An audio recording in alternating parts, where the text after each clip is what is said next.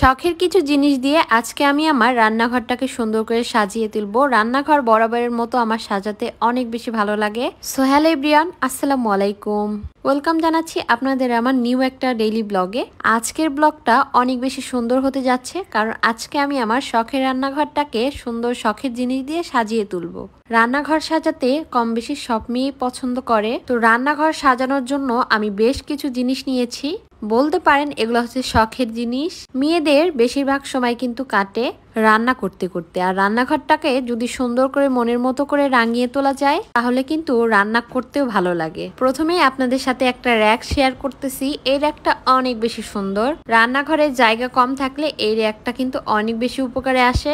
একসাথে অনেকগুলো হাঁড়ি পাতিল গুছিয়ে রাখা যায়। আমি যেহেতু ভাড়া বাসাতেই থাকি বেশিরভাগ সময়, এর জন্যই এটা আমি নিয়েছি। তাছাড়া আমার রান্নাঘরে নতুন নতুন জিনিস রাখতে অনেক বেশি ভালো লাগে। র্যাকের সাথে কিন্তু আমি আর একটা জিনিস নিয়েছি, বলতে পারেন এটাও কিন্তু অনেক বেশি শখের আমার।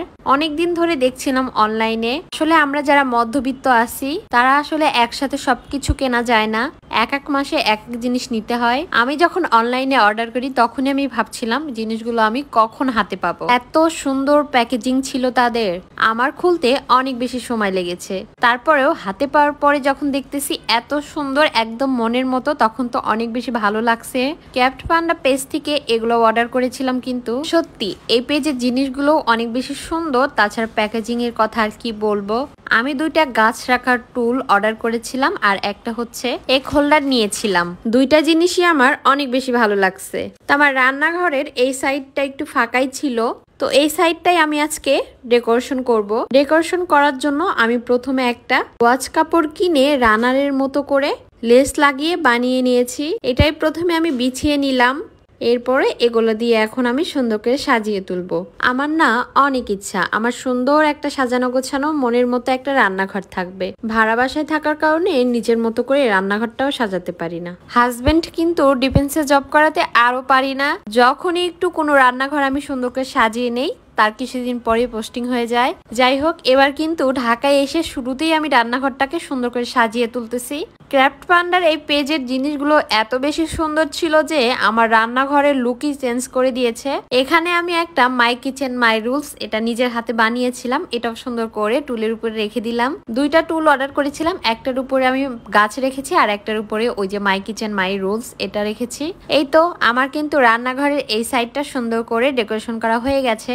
চাইলে কিন্তু অল্প খরচে অল্প জায়গায় সুন্দর করে রান্নাঘরটাকে কিন্তু সাজিয়ে রাখা যায়। ইনশাল্লাহ আমার যেদিন নিজের রান্নাঘর হবে সেদিন আমি মনের রং তুলি দিয়ে সুন্দর করে রান্নাঘরটা ডেকোরেশন করব।